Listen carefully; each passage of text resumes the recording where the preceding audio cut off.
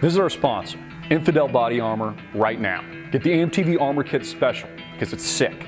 Save big. Get the Viper Modular Operator Plate Carrier, your choice of color, Infidel Level 3 curved armor plates, 10 by 12 inch, front and back AR-500 steel with 1/4 inch build-up standard, tactical trauma individual first aid kit, and AR-15 magazine pouches, enough to hold 6 30-round magazines. Infidel Body Armor just won't quit. Call 1-888-608-6605. That's 1-888-608-6605. Or click the link below right now. Lifetime warranty, free shipping.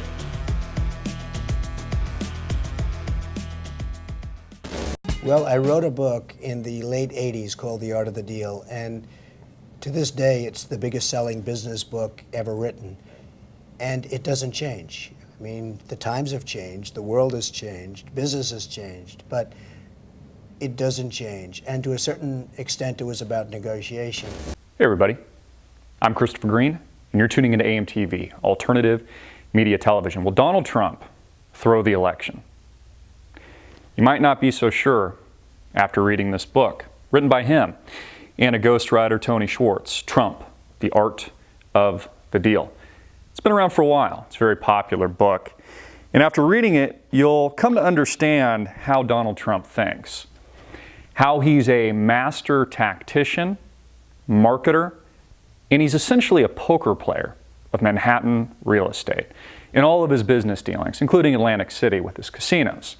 Casinos like Trump Castle that eventually went bankrupt, that he plods himself in this book multiple times. Those of you that are informed know that Donald Trump isn't perfect, never pretended that he was. I don't think that he pretends that he is. But he's actually been bankrupt 4 times. 4 times. And what's interesting is that Carl Icahn, one of his friends, actually was behind the financing on some of these properties. That was actually the guy that Donald Trump owed some $400 billion to in bond issuance on some of these properties he ended up foreclosing on, which is interesting because they remain friends, and Donald J. Trump plans to tap Carl Icahn as the Treasury Secretary of the United States if and when he becomes President of the United States. But will Donald Trump throw the election? Again, you might not be too sure after reading this book, because what you learn is not only is he a master tactician, marketer, but he's also a huge bluffer. And in the end, through all of these dealings, again, the title of the book, The Art of the Deal, at the end of each deal that he makes, he always does what's in the best interest of Donald Trump. And this is a question that I've put out there to the general public for some time now. I've been very open to this, and I still support Donald Trump. I support his presidency. But I've always asked the question, and I think Americans need to ask this for themselves. Don't let me decide this for you. At the end of the day, is Donald Trump going to do what's right for the country, or is he going to do what's right for Donald Trump? Because in this book, when you read about Donald Trump and the art of the deal, he almost always does what's right for himself. So it's a very good question. It's a critical question. And there's several instances in the book. There's one in particular where he's making a hostile bid takeover for Holiday Inn, for example, accumulating some 5% of their shares outstanding on Wall Street, only at the end of the day to sell at a massive profit before actually taking over the company. Basically reneging on his original intention to take over Holiday Inn.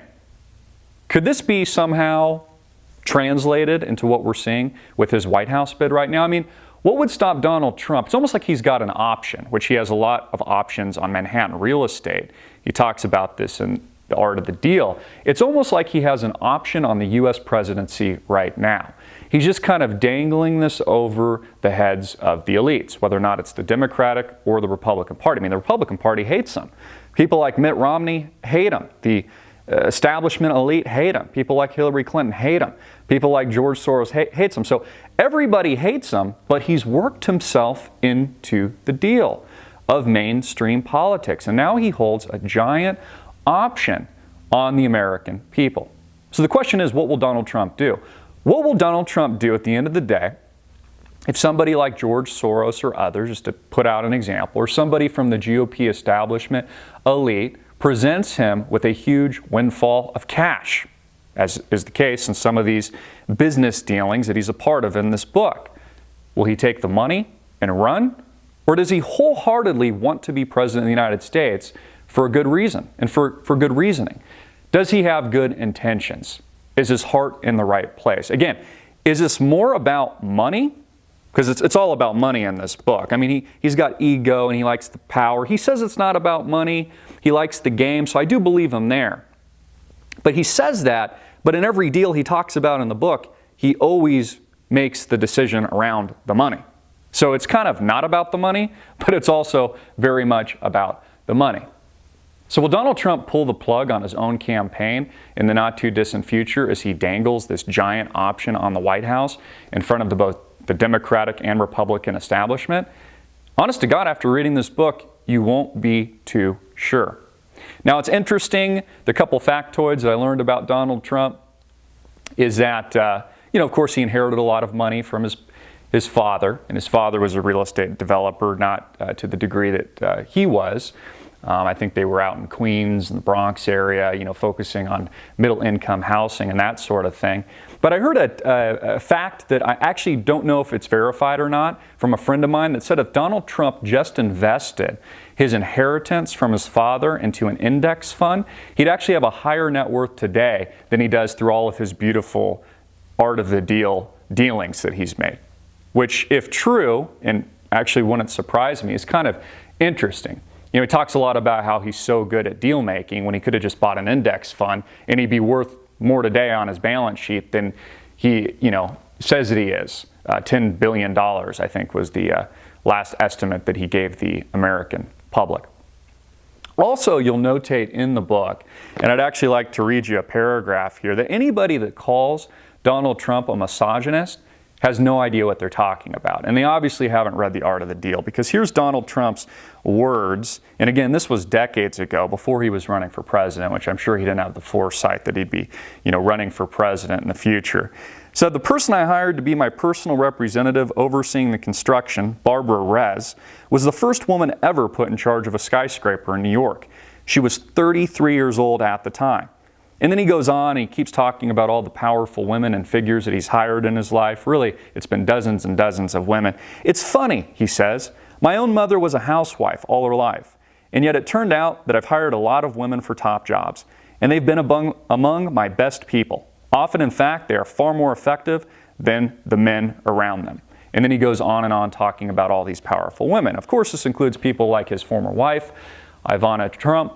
It includes people like his daughter, who still helps run his very powerful companies, Ivanka, who is a testament to the strength and I think brawn of what a powerful, elegant, beautiful woman should be in our society. So anybody that calls Donald Trump a misogynist, people like Hillary Clinton, honestly have no idea what they're talking about, and they're just making shit up. It's kind of what the mainstream media does best. Anderson Cooper puts on his little tie along with Don Lemon, and they just make shit up for the day. Of course, they're not really making shit up because they're just reading from the teleprompter from the people that own them are making shit up, and they're just basically, speaking to a camera. This book really made me question Donald Trump's real intentions going forward because, again, you get inside the mind of Donald Trump and how he thinks. Everything is an option to him. He's constantly flip-flopping in this book, wiggling and weaseling his way into the best possible position and outcome that he can possibly get to. And I've talked about this in my inner circles, it's almost as if Donald Trump, probably his inner circle, is surprised he's even gotten this far. But because he's gotten this far, he keeps on pushing and pushing and pushing because he understands the media, he understands how to control the masses, this populist anger that he's harnessed, this political vacuum of people just being pissed off at the current political establishment. But you might not be too sure what Donald Trump's true intentions are. Again, is it for the legitimacy of protecting the United States and doing what's best in the best interests of the good old USA? Or is he in it for himself? And that's it. And at the end of the day, if he dangles a giant option in front of the establishment elite and they offer him a huge sum, is he going to take it? Honest to God, I'm not so sure. So I think it's safe to say in this video, and again, I haven't changed my support for Donald Trump, but these are some pretty big criticisms that I've been thinking about, and I think that any educated person with half a brain should be thinking about. And these should be questions that I think we even asked Donald Trump on the campaign trail. If I have an opportunity here at AMTV, I'll do it. You know, Donald Trump is a smart guy. He's accomplished a lot. I'm not taking anything away from him of what he's done. You know, there's kind of an old saying that it's not, you know, how far you've come in life, it's how far you've come from where you've started.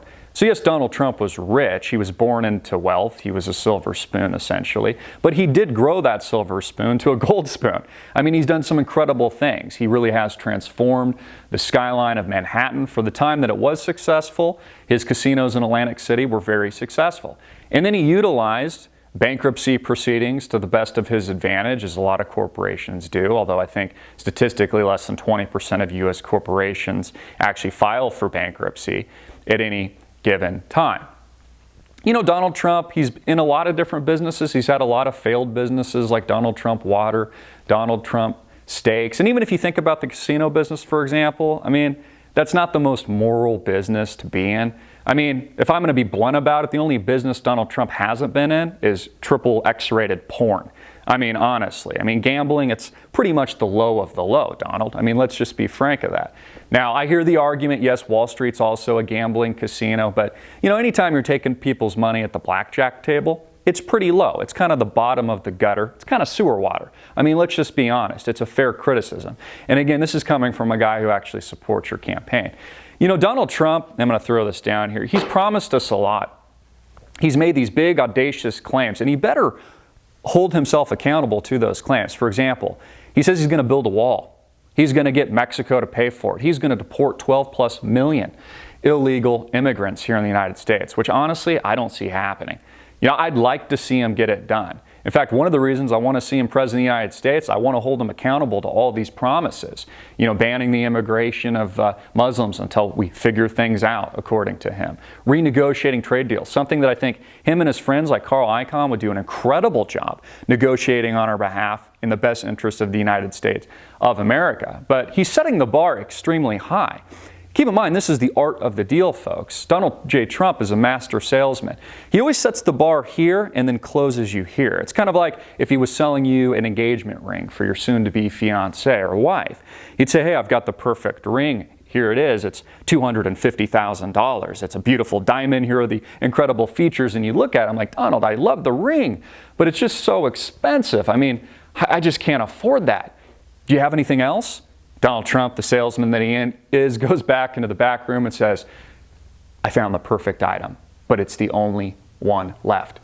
Check it out. It's $45,000. So he sets the bar here and he comes down here. And even though in your mind, from the customer's perspective, you were only going to spend maybe $10,000 or $15,000 on that ring, you end up pulling the trigger of $45K because he sold you on $1 million ring or a six-figure dollar ring. I mean, that's the type of person he is. So when he makes comments like he's going to build a wall, get Mexico to pay for it, and he's going to deport, 12 million or more illegal immigrants from America, he better damn well do it. Or he's just going to change the game like he does with a lot of his business dealings that kind of meet you middle of the road, say that, Congress wouldn't allow it, or, something's going to shake out and there's going to be some kind of middle ground somewhere in the middle. Again, Donald Trump's in danger. He's completely ruffled the feathers of the establishment system, of establishment politics. There's that element of danger. Another reason that I think Donald Trump might be apt to actually take that option if perhaps it is presented to him, and he does have that option. I mean, again, he's blasted the entire GOP field. I mean, we've had the likes of people like Mitt Romney and the Speaker of the House, Paul Ryan, among many others, lambasting Donald Trump, and the American people have just glossed over it because they're so freaking angry. And now he's adequately, I would say very aggressively, going after Hillary Clinton at a time when it looks like we might even have a brokered convention on the Democratic side. They were talking about all this time how the Republicans would have a brokered convention. Well, I actually think it's far more likely that the Democrats have a brokered convention. And it's a disadvantage for Hillary Rodham Clinton because she can't focus any of her attention on Donald Trump, which is exactly what Donald Trump is doing to her, bringing up all the scandals from the past like Whitewater and the accusations of rape from people, all kinds of ladies that have accused Bill Clinton over the years. Donald Trump is able to basically throw every single dagger in the book while the Democratic Party is scrambling to find their nominee. really this is radical politics. It truly is, which is great. It's one of the reasons I've been so excited about it. It's radical politics on the right. It's radical politics on the left with socialist Bernie Sanders. This is what America has come to. Literally, Donald Trump, as The Simpsons pointed out, what was it, a decade ago? I mean, he's our best option. Again, I'm a proponent of Donald Trump. I support him, but he's the best option. The art of the deal guy, the guy that runs casinos in Atlantic City and, basically operates kind of with the scum of the earth. I mean, I'm just being flat out honest. I mean, gambling isn't some kind of like sexy business enterprise. And that's coming from a capitalist. It's just one of those things that a lot of people don't really feel comfortable doing. I mean, why isn't Donald Trump in porn? I mean, he might as well just be Hugh Hefner as well. Nothing against Hugh Hefner, but again, that's the reality. Donald Trump is the only choice. And then we have Bernie Sanders on the left going to war with Hillary Clinton. What I am certain of, and what I know 100% for sure, is that Hillary Rodham Clinton is the scum of the earth herself. It would be the worst option for the President of the United States. She's a criminal. She's crooked, as Donald Trump's pointed out. And, at the very least, Donald Trump has helped to basically expose this New World Order political establishment for what it truly is. Just a corrupt, grotesque environment intermixed with, corporate money funneling into the politicians that they own. That's what all of this has highlighted. That's what Donald Trump has helped highlight to the American people. And that in and of itself, I think, is a giant success. I'd like to hear your thoughts. Maybe you've read The Art of the Deal by Donald Trump. Put your comment question in the box below. Click the link below to support our sponsor. I'm Christopher Green, and you've been tuning into AMTV, Alternative Media Television. Hard-hitting and in your face. Peace.